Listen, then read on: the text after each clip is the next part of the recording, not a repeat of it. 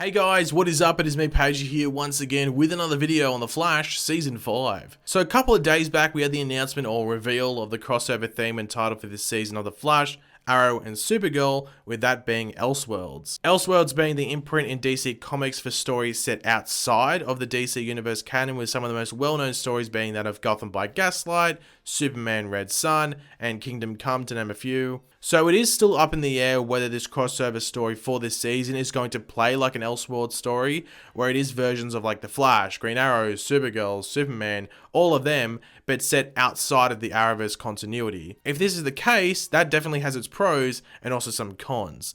The major pro being that they can really go anywhere with the story. They can kill off major characters in the story and it won't really matter. We can see that, the Flash get his head chopped off or something like that, and it wouldn't really matter because it's a different version of the Flash that isn't part of our Arrowverse continuity. With the major con sort of being relevant to that major pro, where people might not connect to these Elseworlds versions of the characters, and due to that, any deaths are just, well, meh to some people. They're just deaths. There's no real meaning behind them. Like, no one would really care. But for me, honestly, I would just like to see a complete Elseworlds take on these characters where it is just set outside of the Arrowverse, just because it's something different. But that isn't for me to decide, I guess. But let me know in the comments which one you would prefer to see. But a few hours after they announced this crossover story, they also made another casting announcement for the crossover, with that being the casting for the DC Comics character known as the Monitor. And no, not the Anti-Monitor, just the Monitor. So many people were getting that confused when that was initially announced. Everyone was like, oh my god, Crisis on Infinite Earths is happening this season. I was like, no, that's Anti-Monitor you're thinking of. This is just the Monitor. So LaMonica Garrett was cast in the role of the Monitor for the crossover, which got people pretty excited. But who is the Monitor? Well, the Monitor is a character that was first introduced in DC Comics in 1982 through some Teen Titans stories. Essentially, he is an omniscient being who observes the universe from afar. However, the Monitor's duties extend to the whole of the DC multiverse.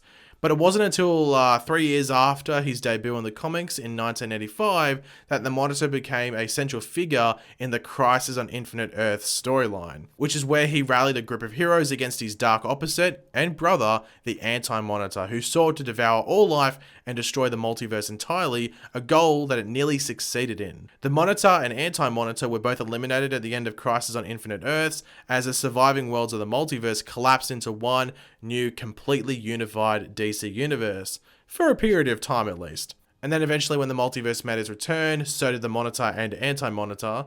Also, due to there now being 52 Earths, 52 universes, this also means that there are 52 Monitors, so we'll have to wait and see if that is the exact same for the Arrowverse, or if he's just going to be one that looks over all of them. Who knows what they'll do. The most intriguing part of the Monitor announcement is the fact that the Flash has already made motions about setting up its own version of Crisis on Infinite Earths. The Flash Season 1 introduced a recurring element with that future newspaper from the year 2024, which I'm guessing we'll see pop up again in the Flash Season 5 at the early stages, you would have to think. Normally, this paper broadcast the headline "Flash Missing, Vanishes in Crisis." Ever since that newspaper first appeared, speculation has grown and grown that we would eventually have a Crisis event of its own. A full-blown Crisis could and would be the end game that that Greg Berlanti, the executive producer behind all the shows, would have been building towards ever since building up the Arrowverse. You could compare it to the way in which the Marvel Cinematic Universe spent roughly 10 years building up to the events of Avengers Infinity War. Crisis on Infinite Earths could be the culmination of every storyline and character introduction we have seen in the Arrowverse since back in 2012. It's crazy to think it was that long ago that Arrow Season 1 came out. Anyway. Just as the Monitor was introduced into DC's comic book universe several years in advance of Crisis on Infinite Earths, his debut in the Elseworlds crossover could be seen as the same type of setup and a key step towards the Crisis event that the Flash has been teasing since Season 1. That's not to say that Crisis will be like the last, story that the Arrowverse will ever do and that we'll see on screen, because, well, let's be honest, the shows are too popular for the CW to want them to end there. All the shows are in like the top, say it's like, they're in like the top 8 shows, if you want to call it, on the CW. It would be really weird if CW was game to just end the Arrowverse as a whole. And it's not like the writers will necessarily wait another 6 years to bring that plot point to fruition. But whenever it does happen, this Crisis event could dramatically reshape the Arrowverse as we know it. So the post-Crisis DC universe in the comics folded characters like Captain Marvel or Shazam, Blue Beetle, and even like the Justice Society of America into the normal universe with your more well-known characters like your Justice League members and stuff like that. So the same could happen for the Arrowverse with characters like Supergirl and, Batwoman becoming permanent residents of Earth 1. It would certainly make crossovers a lot easier going forward. But obviously the biggest thing that happens in the Crisis on Infinite Earth storyline in regards to direct effects on the TV show side of things in the Arrowverse is of course the death of Barry Allen, or the sacrifice by Barry Allen.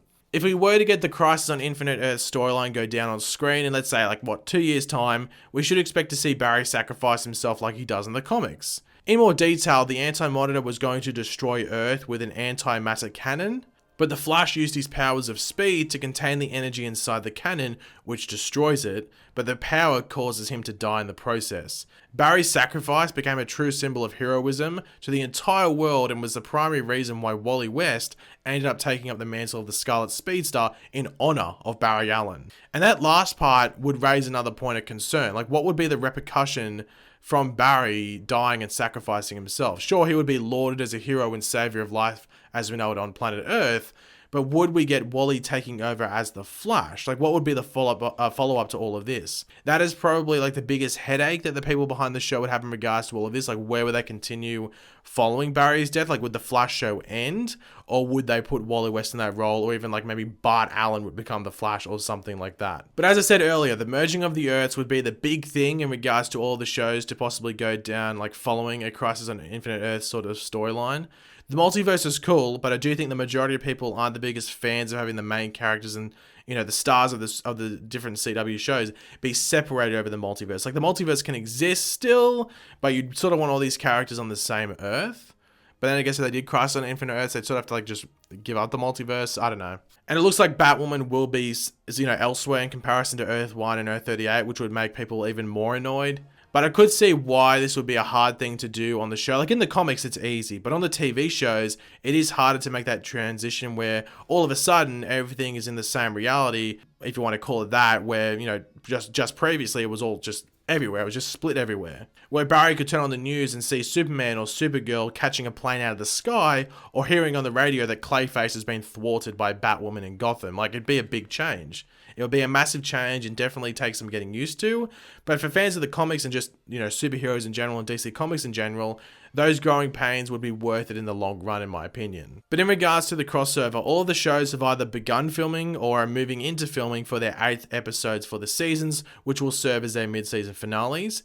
And then episode 9 would be the crossover episodes, which they will start getting worked on soon. I would expect all of that crossover stuff to start in around 2 weeks' time, maybe 3 at the most, but I'd say 2 weeks' time. And that's around the time that all the shows would actually start premiering their new seasons on television. So definitely keep your eyes out on social media for posts from the actors in regards to filming for the crossover. And don't be surprised at all either if we do get a first look, official image of Ruby Rose as Batwoman either coming around that same time as well. But that would really all depend on whether they are filming in public areas with her in that suit. If they aren't, then they could just keep that all under wraps. But I'm sure they would prefer a proper official first look image coming out first rather than some iPhone 3GS crappy potato photo from 200 meters away. So we'll have to wait and see what comes first. But I'm looking forward to it regardless. But thanks for watching, guys. Hopefully you enjoyed the video. If you did, it'd be awesome if you could drop a like and it shows support. Let me know in the comments section down below your various opinions on what we went over in this video. And of course, if you are new to the channel, make sure to subscribe. I'll catch you later, guys. Goodbye.